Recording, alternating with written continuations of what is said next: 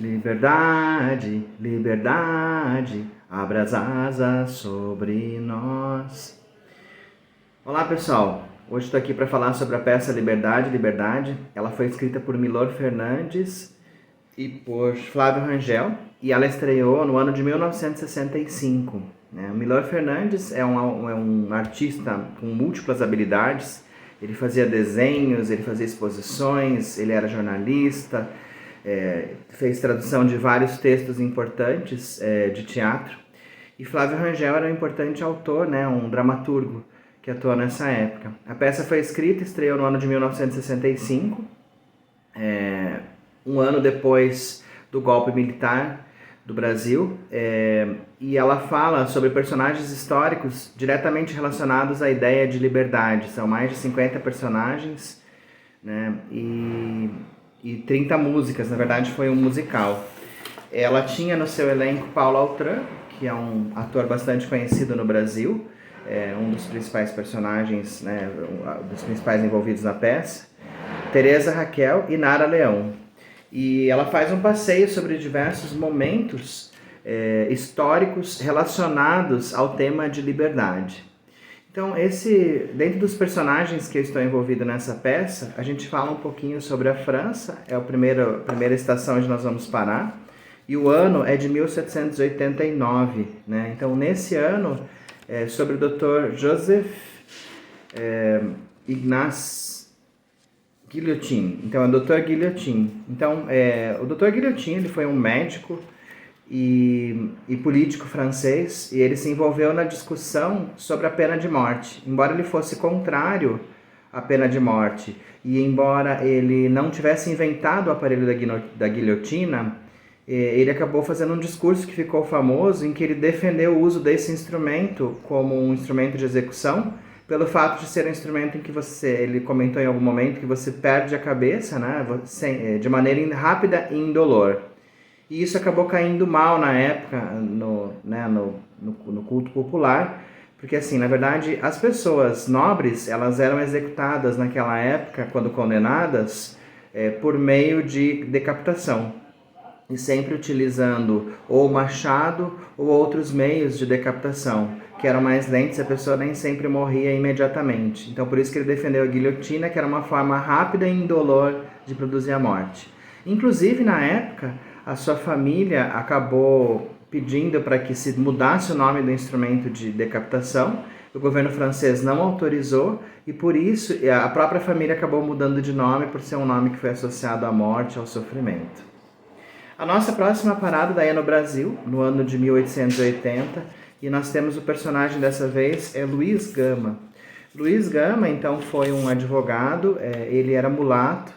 Ele era nascido em Salvador e ele morou em São Paulo, onde ele se formou em Direito.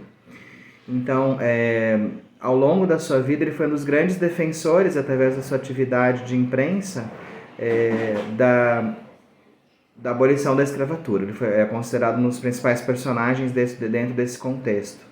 Ele mesmo foi escravo na sua fase de infância, e ele conseguiu só se alfabetizar na adolescência por volta dos 18 anos. Ele foi um dos grandes personagens nessa luta.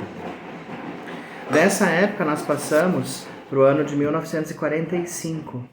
Então a gente vai para o mundo já de guerra, de Segunda Guerra Mundial, domínio nazista, época de Hitler. E a personagem desse momento é a Anne Frank. Então a Anne Frank, ela é uma menina que ficou famosa através do seu diário, o Diário de Anne Frank. Então o que aconteceu? Havia perseguição dos judeus ao longo da Segunda Guerra Mundial na Alemanha. A família Frank era alemã e ela acabou se refugiando nos Países Baixos. E durante muito tempo, seu pai, que era empresário, ele acabou se refugiando num dos prédios comerciais para fugir dos nazistas. E eles acabaram sendo descobertos. A Anne acabou morrendo, não na câmara de gás, mas sim de tifo. E o seu pai foi o único sobrevivente da família. E depois de algum tempo, ele acabou recebendo o famoso diário, que depois foi publicado e virou um ícone da luta pela liberdade, do histórico da perseguição, de todo o sofrimento que os judeus passaram. E acabou inspirando diversos líderes mundiais, como Hillary Clinton e Nelson Mandela, na luta pela liberdade. Como uma consequência desse período, em 1948 foi promulgado um documento que falava sobre o direito dos direitos humanos. Então, no período pós-guerra, os vencedores da guerra, que foram os Estados Unidos, na época a União Soviética e a Inglaterra, eles, através de um canadense, escreveram um documento que é a Declaração Universal dos Direitos Humanos, e essa declaração acabou se tornando um ícone pelas grandes frentes de liberdade, a liberdade de raça, de religião, de expressão. Então ele acabou sendo publicado como uma forma de reação, né, aos movimentos que geraram a Segunda Guerra Mundial e todo o sofrimento e a perseguição a raças, como aconteceu com os judeus. Parece que esse documento teve uma duração curta, porque já na sequência, né, com a evolução das potências pós-guerra, no ano de 1963 já surgia o momento da Guerra Fria, envolvendo Estados Unidos e União Soviética. Então havia uma disputa política, e nesse contexto se insere, né, o meu próximo personagem. Então havia uma disputa nuclear e uma possibilidade de um novo confronto em função das diferenças entre Estados Unidos e União Soviética que caracterizou a Guerra Fria. E o momento mais crítico desse embate foi a colocação de possíveis mísseis russos em Cuba, que era um país aliado à União Soviética. E nesse momento nós temos a figura do presidente John Kennedy nos Estados Unidos, né, que era um político famoso, recém-eleito,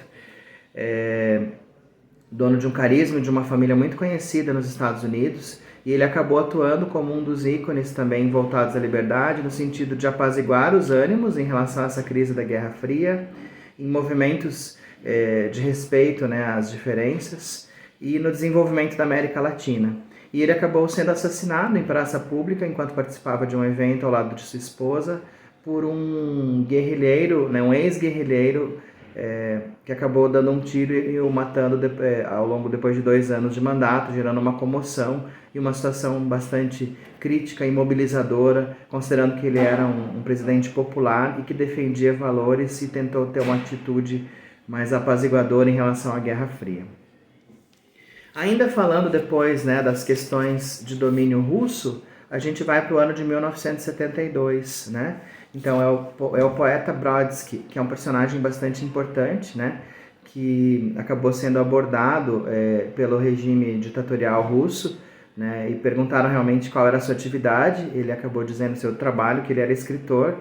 Isso acabou sendo tomando uma proporção mundial. Então o Brodsky acabou sendo expulso da Rússia, e ele foi exilado, ele se abrigou nos Estados Unidos. Então essa é uma foto icônica que mostra realmente o momento dele, uma foto nos Estados Unidos. Ele acabou ganhando uma grande projeção mundial, né, como uma pessoa que também lutou pela liberdade e foi inclusive Prêmio Nobel de Literatura. Então, ao longo desse passeio que nós temos em Liberdade e Liberdade, falamos de um tema bastante atual, num país que tem em seus vários hinos a importância da liberdade, né, como um direito das pessoas, de manifestação, direito de ser como cada um deseja, direito de ter as suas aspirações e o seu modo de vida respeitado. Era isso, obrigado!